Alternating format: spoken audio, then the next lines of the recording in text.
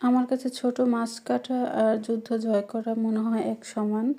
Hello everyone, আসসালামু আলাইকুম। আশা করছি সবাই ভালো আছেন। আজকে বাজার থেকে এই মাছগুলো নিয়ে এসেছি, আর এগুলোর নাম মেবি কাজলি মাছ। আসলে এই মাছটা আমি এর আগে কখনোই খাইনি, এই ফার্স্ট টাইম নিয়ে আসছি।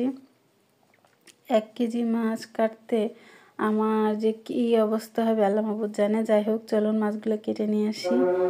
তো এই 1 কেজি মাছ কাটতে প্রায় আমার 2 ঘন্টার মতো সময় লেগেছে। তারপরে কাটা ধোয়ার পরে দেখুন মাছগুলো কি সুন্দর, মনে হয় রূপার মতো চকচক করছে, তাই না? এখন মন চাচ্ছে এগুলো ধরে শুধু হাতাই আর হাতাই। যাই হোক, এখন সবগুলো প্যাকেজিং করে রেখে তারপরে কিছুটা মাছ রান্না করব। তো প্রথমবার যেহেতু রান্না করব, ভাবছি হাতে মেখে এই মাছ তো আসলে মনে হয় না যে কেউ ভেজে খায়।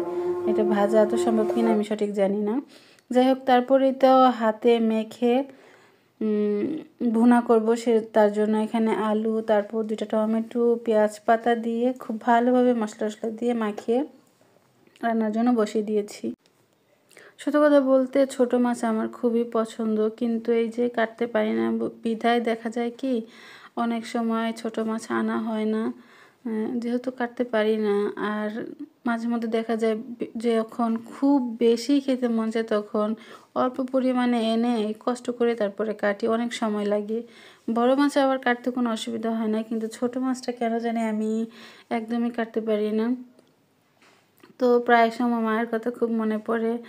আসলে মার কাছে যখন ছোটোবেলায় ছিলাম তখন কত মজার মজার মাছ খেয়েছি, আর এখন দেখা যায় হাতে গোনা কয়েকটা মাছই খাওয়া হয়, কাটতে পারি না বিধায়। তার জন্য অনেক দেখা যায় কি আমি অনেক মাছ বেছে খাই, আবার অনেক মাছ এমন আছে যেটা ভীষণ পছন্দ, এখন কাটার জন্য খাওয়া হয় না। যাই হোক, এই মাছটা আপনারা কে কীভাবে রান্না করেন আপুরা অবশ্যই কিন্তু জানাবেন। আর যেই জিনিস অনেক বেশি কষ্ট করতে হয় সেই জিনিসটা মনে হয় পরবর্তীতে অনেক বেশি মজার হয়, তাই না? তো এই মাছটা যেহেতু আমি প্রথমবার রান্না করছি, আর আমি মনে হয় প্রথমবারই খেয়েছি।